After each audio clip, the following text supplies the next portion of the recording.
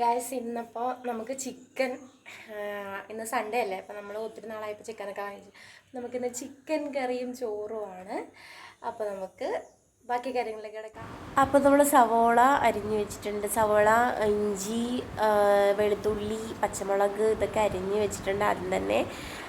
പിന്നെ വേപ്പിലെടുക്കാൻ വിട്ടുപോയായിരുന്നു. പിന്നെ ഉരുളി നന്നായിട്ട് ചൂടായി അതിൻ്റെ വെള്ളമൊക്കെ ഒന്ന് പോയി കഴിഞ്ഞിട്ട് വെളിച്ചെണ്ണ ഒഴിച്ച് അത് നന്നായിട്ട് ചൂടാക്കി കഴിഞ്ഞപ്പോൾ ഇഞ്ചിയും ഇട്ട് കൊടുത്തു. ഇഞ്ചി ഒന്ന് വാടി വന്ന ആ ടൈമിന് വെളുത്തുള്ളി ഇട്ട് കൊടുത്തു. ഇഞ്ചിയും വെളുത്തുള്ളിയും വാടി ഒന്ന് വഴഞ്ഞിട്ട് വന്ന ടൈമിന് നമ്മൾ അരിഞ്ഞ് വെച്ചേക്കണം തക്കാളി അതിലേക്ക് ഇട്ട് കൊടുത്തു. തക്കാളി ഇട്ടതിന് ശേഷം പച്ചമുളക് ഇട്ട് കൊടുത്തു.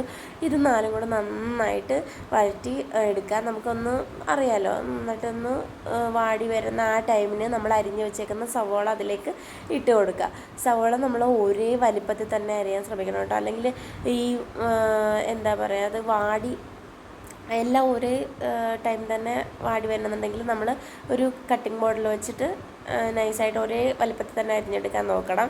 അപ്പോൾ പെട്ടെന്ന് വാടി വരാനായിട്ട് ഉപ്പ് ചേർത്ത് നന്നായിട്ട് മിക്സ് ചെയ്ത് ഒന്ന് കുറച്ച് സമയം ഒന്ന് മൂടി വയ്ക്കുകയാണെന്നുണ്ടെങ്കിൽ പെട്ടെന്ന് വാടി കിട്ടും. അപ്പോൾ അങ്ങനെ ആ സവോള അതിലേക്കിട്ട് ഉപ്പിട്ട് നന്നായിട്ട് മിക്സ് ചെയ്ത് ഇളക്കി ഒന്ന് ചെറുതായിട്ടൊന്ന് മൂടി വെച്ചു. അപ്പോൾ ഒന്ന് ചെറിയൊരു ഇത് കിട്ടും. പിന്നെ ഫുള്ളായിട്ട് നമ്മളെപ്പോഴും മൂടി വെച്ചിട്ട് ചിലപ്പോൾ ഇനി അടിയിൽ കരിയാനുള്ള ഇതൊക്കെ ഉണ്ടാവും.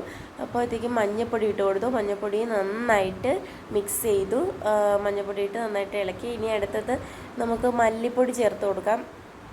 മല്ലിപ്പൊടി നമ്മുടെ ഇഷ്ടത്തിനനുസരിച്ച് ചേർക്കാം. ചിലർക്ക് മല്ലിപ്പൊടിയുടെ ഫ്ലേവർ ഇഷ്ടമായതുകൊണ്ട് അങ്ങനെ നമുക്കിഷ്ടമുള്ള അളവിന് ചേർക്കാം.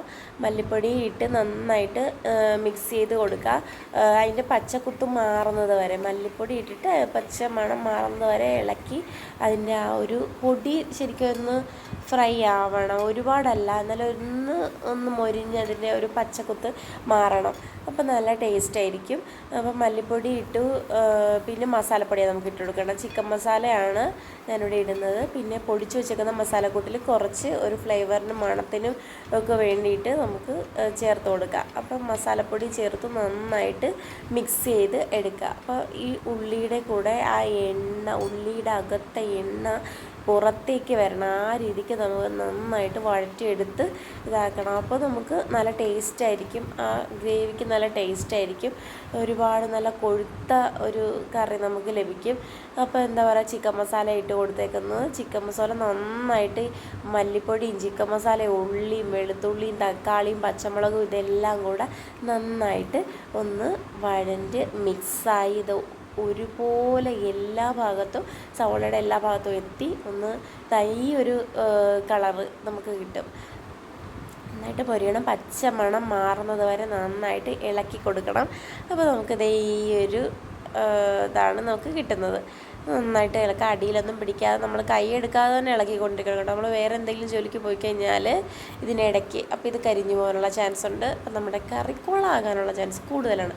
അപ്പോൾ നമുക്ക് എന്താണ് ഇങ്ങനെ ഇളക്കി കൊടുത്തതിന് ശേഷം പിന്നെ നമ്മൾ വൃത്തിയായിട്ട് കഴുകി വെച്ചേക്കുന്ന ചിക്കൻ പീസ് അതിലേക്ക് ഇട്ട് കൊടുക്കണം. ചിക്കൻ പീസ് ഇടുന്നതിന് മുമ്പ് ഒരു കാര്യം പറഞ്ഞില്ല, മുളക് പൊടി നമ്മുടെ ആവശ്യത്തിനനുസരിച്ച് എരിവ് കൂടുതൽ വേണമെന്നുണ്ടെങ്കിൽ കൂടുതൽ ചേർക്കാം. ഞാനിവിടെ പാകത്തിന് മുളക് പൊടിയും കൂടെ ചേർത്തിട്ടുണ്ടായിരുന്നു. അപ്പോൾ മുളക് പൊടിയും ചേർത്ത് നന്നായിട്ട് മിക്സ് ചെയ്തിട്ട് കഴുകി വെച്ചേക്കുന്ന ചിക്കൻ അതിലേക്ക് ഇട്ട് കൊടുക്കുന്നു. ചിക്കൻ പെരട്ടി വെക്കുകയാണെങ്കിൽ നമുക്ക് ഒന്നും കൂടെ ആ പീസിൽ പിടിക്കും. പക്ഷേ ഇങ്ങനെ ചെയ്യാം, കാരണം ഞങ്ങൾ ഒരുപാട് വലിയ പീസായിട്ടല്ല, എല്ലാ എല്ലിൻ്റെ പീസും എല്ലാം ചെറുതാക്കി ഇട്ടത് കൊണ്ട് ഒത്തിരി വലിയ പീസല്ലാത്തതുകൊണ്ട് ചിക്കനിൽ നന്നായിട്ട് പിടിക്കും. ചിക്കനും ഈ സവാള എല്ലാ സാധനങ്ങളും കൂടെ മിക്സ് ചെയ്തിട്ട് നമ്മൾ കുറച്ച് സമയം മൂടി വയ്ക്കുമ്പോൾ ചിക്കനിൽ നിന്ന് ഇറങ്ങി വരുന്ന വെള്ളത്തിൽ നിന്ന് തന്നെ ഇത് നന്നായിട്ട് വേവാൻ തുടങ്ങി. ചിക്കനിൽ നിന്ന് ഊറി വരുന്ന ആ വെള്ളത്തിലാകുമ്പോഴത്തേക്കും ഒരു പ്രത്യേക ടേസ്റ്റ് ആയിരിക്കും. അപ്പോൾ നന്നായിട്ട് കുറച്ച് സമയം മൂടി വെച്ച് കഴിഞ്ഞ് കുറച്ച് തേങ്ങാപ്പാലും കൂടെ ഒഴിച്ചു. നമുക്ക് കുറച്ച് ചാറ് വേണമെന്നുണ്ടെങ്കിൽ പിന്നെ ടേസ്റ്റിന് വേണ്ടിയിട്ട് കുറച്ച് തേങ്ങാപ്പാൽ, നല്ല കുറുക്കനെയുള്ള തേങ്ങാപ്പാൽ അതിലേക്ക് ഒഴിച്ചു കൊടുത്തു. എന്നിട്ട് നന്നായിട്ടൊന്ന് തിളപ്പിക്കുന്ന ടൈമിന് നമ്മൾ ശ്രദ്ധിക്കണം, അടിയിൽ പിടിക്കാതെ നോക്കണം. അപ്പോൾ ഈ ഒരു ഇതിൽ തിളച്ച് വരുമ്പോഴത്തേക്ക് കുറുകി ഇങ്ങനെ വരുന്നത്. ഇത് നമുക്ക് പൊറോട്ടയ്ക്കൊക്കെ നല്ല ടേസ്റ്റായിട്ടോ, പൊറോട്ടയ്ക്കൊക്കെ. പിന്നെ കുറച്ച് ചിക്കൻ പീസ് എല്ലില്ലാത്തത് ഞാൻ പിള്ളേർക്ക് വേണ്ടിയിട്ട് വറുത്ത് വെച്ചായിരുന്നു. പിന്നെ പപ്പടവും വറുത്തു, മുട്ട പൊരിച്ചായിരുന്നു. അപ്പോൾ മുട്ട പൊരിച്ചു, പപ്പടവും ചിക്കൻ കറിയൊക്കെ ആയിട്ട്. അപ്പോൾ ഇന്നൊക്കെ ഇത്രയേ ഉള്ളൂ. Bye guys.